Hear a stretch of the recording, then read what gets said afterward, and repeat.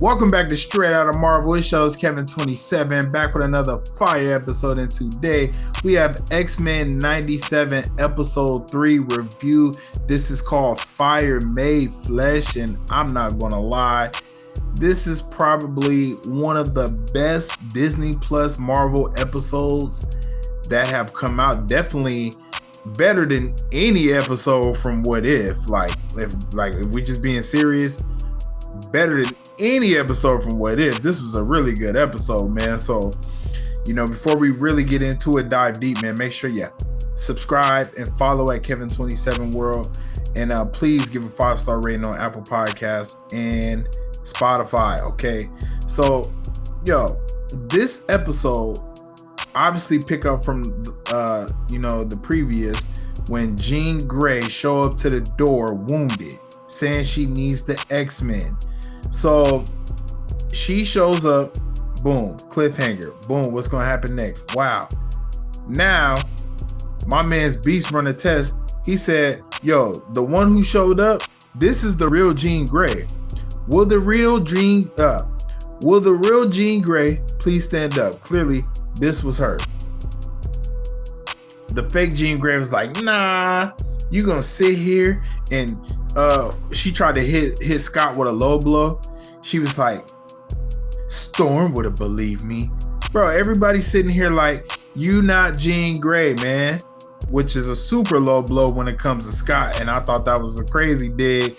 But it was kind of, that's when I really knew.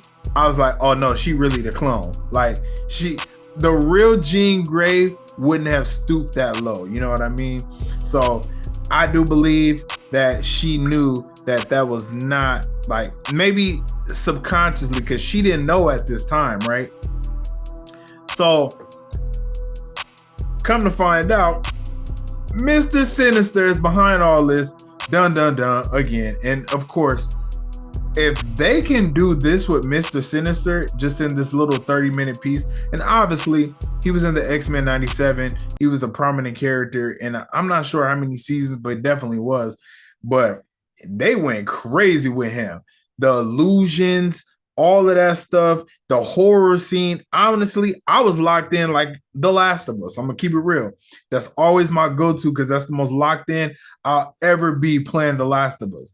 So I'm sitting here watching this and I'm just like, they playing Mr. Sinister playing mind tricks on everyone. He playing mind tricks on Logan. He playing mind tricks on Gambit. Got Gambit over here watching Magneto and Rogue getting down and dirty.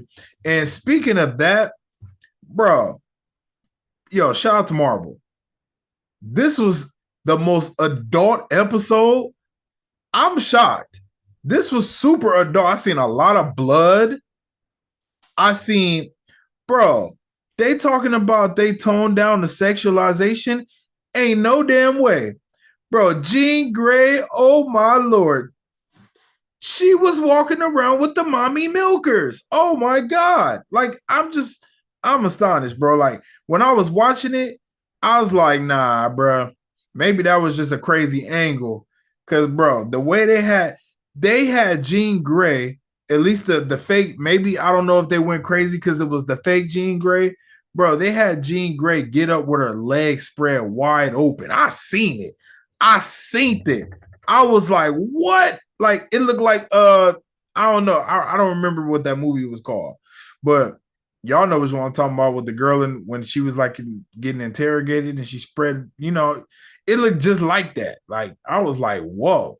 So, Marvel, they really went real adult with this, It could be because of Eric, or not Eric, what was it name? Bo DeMaio, freaky ass, but bro, Jean Grey was looking crazy.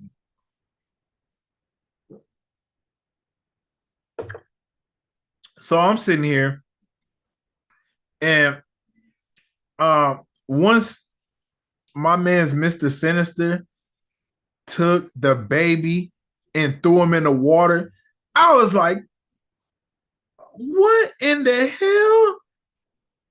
He really is sinister. Like, this man is devilish.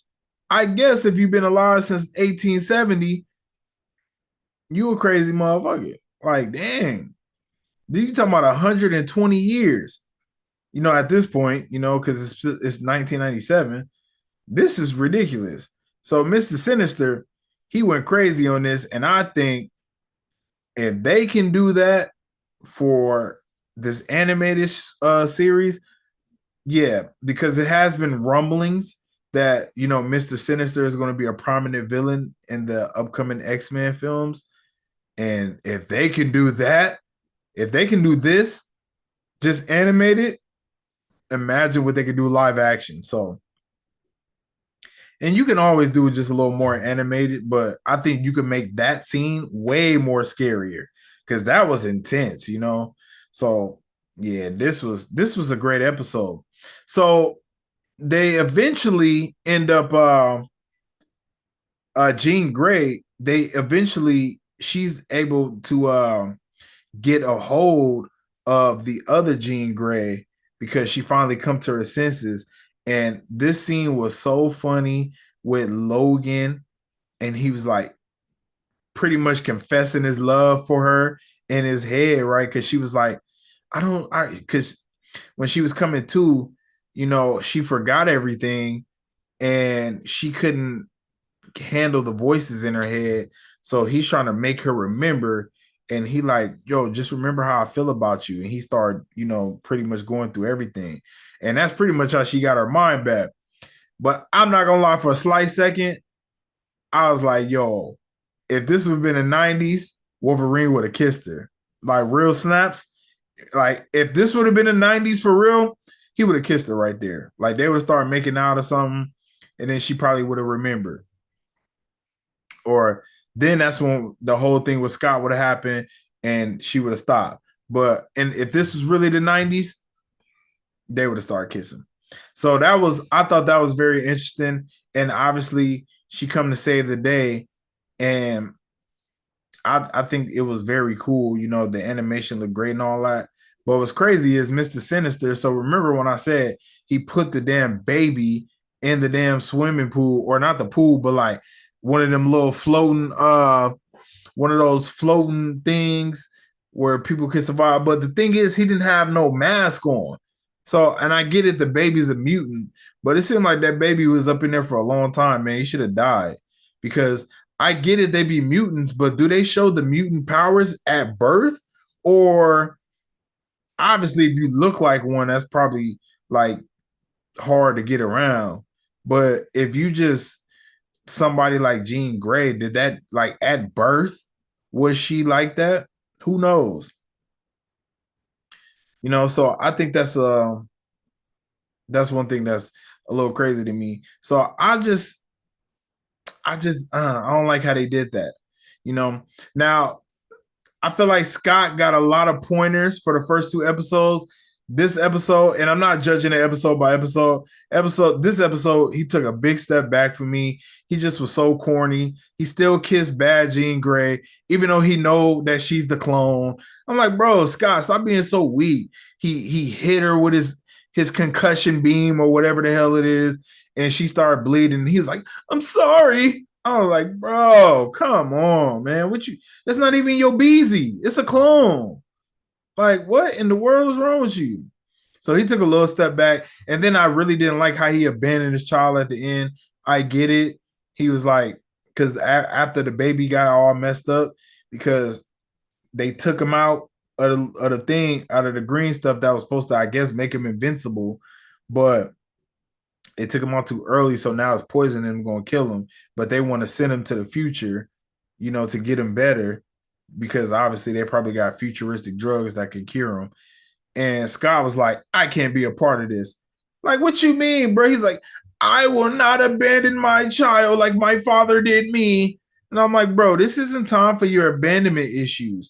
Your wife, the mother of your child needed you to take her, like, to go to the jump point so your baby can get better, and you gonna walk away like a little bitch.